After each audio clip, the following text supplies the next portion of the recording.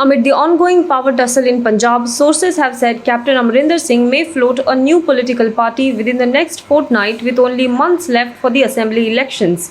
Sources have also said that nearly a dozen Congress leaders are in touch with Captain Amarinder Singh, who is also consulting with his supporters on the next move. Amarinder Singh is also likely to meet some of the farmer leaders of Punjab. On Wednesday, Amarinder Singh called on Union Home Minister Amit Shah at his residence in Delhi, sparking speculation of him joining the BJP after his exit as the Punjab Chief Minister. However, on Thursday, Amarinder Singh clarified that he is not joining the BJP but is also not staying with the Congress party. Coming out of the crucial meeting with Amit Shah, Amarinder Singh had said he was there to discuss farm laws issues with the Union Minister. Amarinder Singh has also said that he is no longer a part of the Congress party, while also adding that he will make sure that Navjot Singh Sidhu doesn't win the upcoming Punjab Assembly election. Weeks after Navjot Singh Sidhu's ceremonious elevation as the Punjab Congress chief, Amarinder Singh announced his resignation as the Chief Minister of the Congress party, rallied behind the new leader. State-run oil marketing companies have again increased domestic fuel prices on Friday as international crude oil prices remain high. This is the second straight hike this week following a pause on Tuesday. Petrol and diesel prices have been hiked by 25 paise and 30 paise respectively. Fuel prices climbed to a fresh all-time high today after OMCs resumed increasing petrol and diesel prices earlier this month. Petrol is retailing at 101.89 rupees in Delhi and nearly 108 rupees per litre in Mumbai. It costs 102.47 rupees per litre in Kolkata and 99.58 rupees per litre in Chennai. The number of cities where petrol remains high over 100 rupees per litre has also increased after the fresh round of hikes. On the other hand, diesel price in the national capital has crossed 90 rupees per litre for the first time, and it is one hike away from breaching 98 rupees per litre in Mumbai.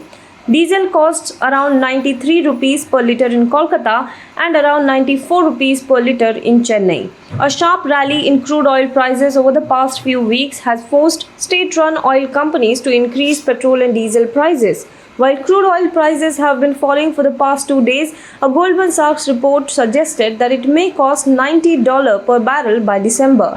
West Bengal BJP co-in-charge Amit Malviya took to Twitter late on Thursday night to raise questions on the updating or lack thereof of voter turnout figures for the Bhawanipur by-poll on the Election Commission's website. BJP's Amit Malviya said that the voter turnout figure had curiously not been updated on the Election Commission website even 5 hours after polling closed in Bhawanipur constituency of West Bengal at 6 p.m. He wrote, "At 3 p.m., the Election Commission website recorded 48.08% voter turnout in Bhawanipur. The update at 5 p.m. put the figure at 53.32%, an increase of just 5.24% over 2 hours.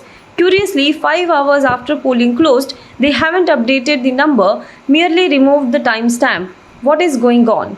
Meanwhile, the Election Commission said the final turnout till 6 p.m. in Bhawanipur by-poll will be announced on Friday. The Bhawanipur battle was a high-voltage one, with West Bengal Chief Minister Mamta Banerjee contesting against BJP's Priyanka Tibrewal and CPIM's Rajiv Biswas. In order to retain her post as Chief Minister, it is essential for Mamta Banerjee to win the election. Earlier this year, during the assembly election, she lost to BJP's Suvendu Adhikari in Nandigram constituency.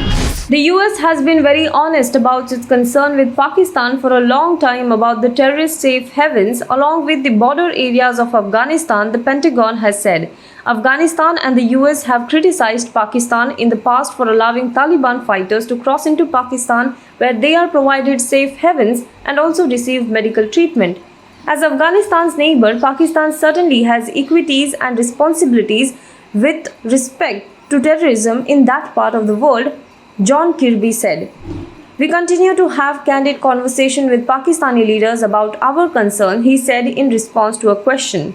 While Kabul claims that Islamabad is sending thousands of militants to fight in the war-ravaged country and providing safe haven for the Taliban, Pakistan alleges that Afghanistan harbors the anti-Pakistani group Tehreek-e-Taliban Pakistan, the Pakistani Taliban, and also the secessionist Balochistan Liberation Army. Kirby also told reporters that the United States is within its rights to continue drone strikes inside Afghanistan. India hit out at China on Thursday for once again holding it responsible for the eastern Ladakh standoff, asserting that the provocative behavior and unilateral attempts by the Chinese military to alter the status quo resulted in series of disturbances of peace and tranquility in the region. Ministry of External Affairs spokesperson Arindam Bagchi said that China continues to deploy a large number of troops and armaments in the border areas, and it was in response to Chinese action that the Indian armed forces had to take appropriate counter deployment. He said it is India's expectation that Chinese side will work towards an early resolution of the remaining issues along the line of actual control in eastern Ladakh while fully abiding by the bilateral agreements and protocols.